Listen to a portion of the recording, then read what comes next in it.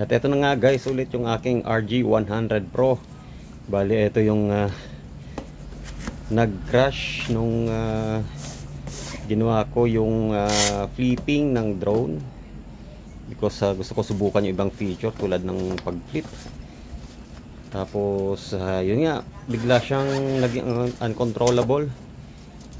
And then ayun, tumuloy-tuloy na di na na-control. Then bumagsak siya. Hindi ko makontrol kahit anong gawin ko dun sa remote, sa physical remote ay wala akong nagawa kasi ang nangyari nga pala ay nag-loose yung mga tornilyo, yung mga tornilyo ng ano ng motor. So nakalas yun, kaya nangyari ay hindi napantay yung ikot. Saka ayun. Tapos yun nga pala yung damage guys, oh. Kung tingnan mo dyan sa may arm nya, naputol yung isang arm. Bale, ginawa ko ay nirepair ko na siya, ay hinigpitan ko na yung ano yung hinigpitan ko na yung tornilyo nung ano na yan, ng motor na yan, yung arm na yan, etong arm na to.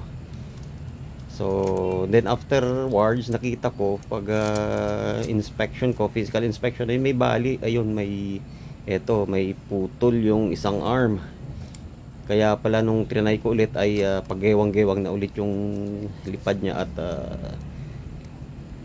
nagbabadya na naman yung crash niya kasi hindi na nga pantay yung lipad niya because of this incident. Yan, yung putol na yan. Actually hindi siya putol, yung ano lang, crack yun. Yan, kaya hindi na pantay yung lipad niya pagka tinetest ko kasi yun pala may crack na, hindi na malambot na yung ano niya. So bali gagawin ko yung crack na yun ay aking iguglo na lang yung ano, gagamitan ko siya ng Mighty Band. Etong Mighty Band na to ay matagal nang gamit nga pala, by the way. So bali tumigas na yung mga ano niya dun sa talagang yan, dyan sa tip niya ay tumigas na yung mga Mighty Band yan, kaya hindi ko na magagamit yung tip na yan. Bali nabarahan na, nasarahan na nung Mighty Band na tumigas, kaya wala nang paraan para maano. Kaya gagawin ko na lang ay gugupitin ko yung may puwetan niya. Ayun, para diyan ko palalabasin yung ano, yung natitirang glue. Yan, eto, yan ginupit ko para diyan ko ilabas yung ano, yung natitirang laman ng Mighty Band na yan. Kaso parang medyo tumigas na. Matigas na siya, kaya hindi ko na rin magagamit. Parang ano na, hindi na siya fluid. Ayan, mahirap nang anihin. Ayan, wala na, hindi na lumalabas yung likido niya. Yung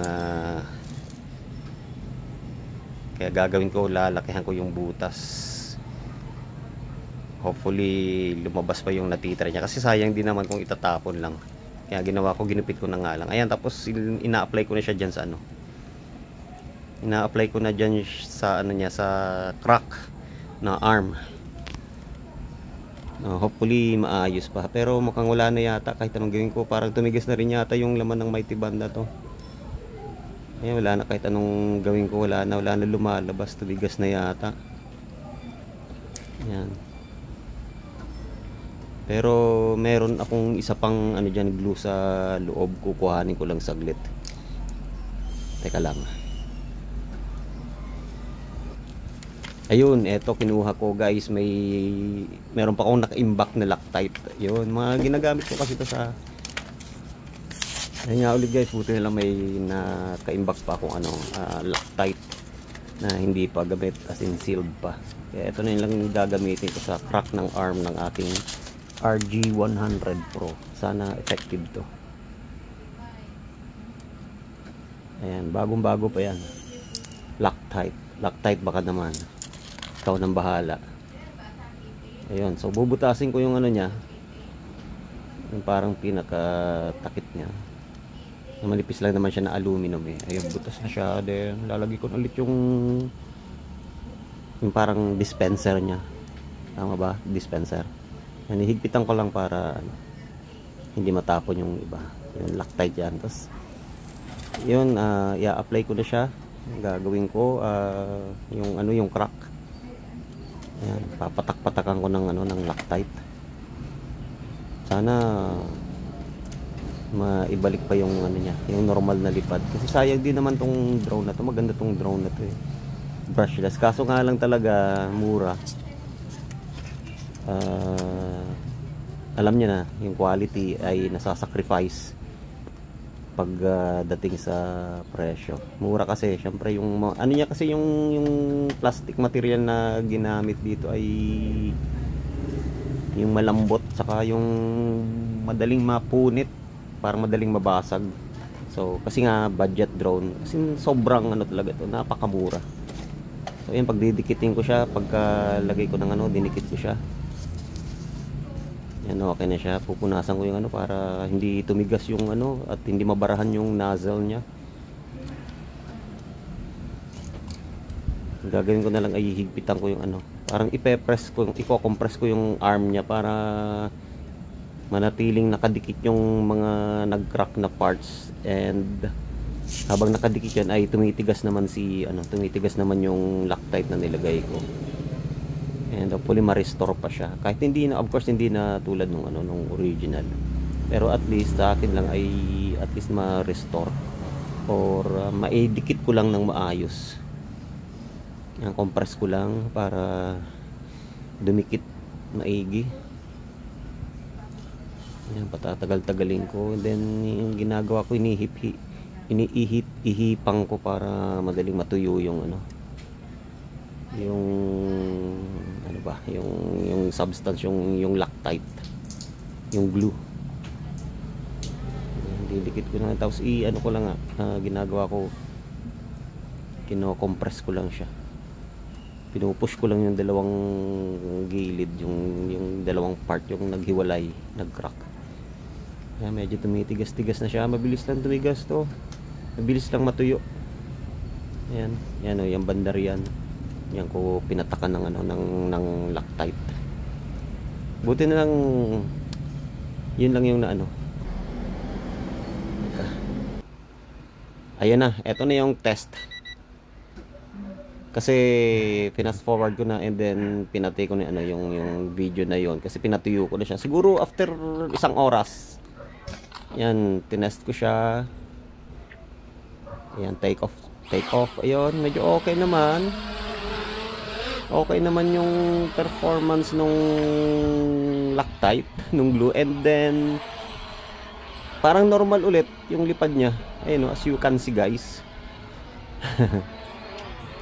Ayun, normal ulit yung lipad niya. Parang wala rin, parang walang nangyari. Ayan, buti na lang meron pa akong naka-imbak na Loctite. Ayun, no. Ginawa ko lang, glino ko lang yung ano niya, yung crack ko. Medyo okay na. Ayan. Okay naman yung performance niya. Tapos bala ko siyang lagyan ng ano, kasi may shout out sa iyo, yung may nag-comment na kung pwede ko raw lagyan ng action camera. Actually meron ako ditong action camera, pero hindi yung parang GoPro style. Parang ano siya, yung rectangular. Hindi siya GoPro style na action camera. Flat yung flat. Pero medyo may kabigatan din to. Ay, no, yung Runcam. Ano to? Runcam yata to. Yung flat na ano. Mabigat din to. Pero hindi to yung GoPro style ha. GoPro. Oo, hindi. Ayan, yan yung itsura. May kabigatan din to. And gusto kong subukan. Ayan, kinakabit ko na siya. Nilagyan ko lang ng magic tape. Bago ako umalis ng bahay, nilagyan ko na ng magic tape. Ayan, dinikit ko na lang doon sa likod. May kabigatan yan guys ha. And by the way, disclaimer kaagad. Disclaimer ba?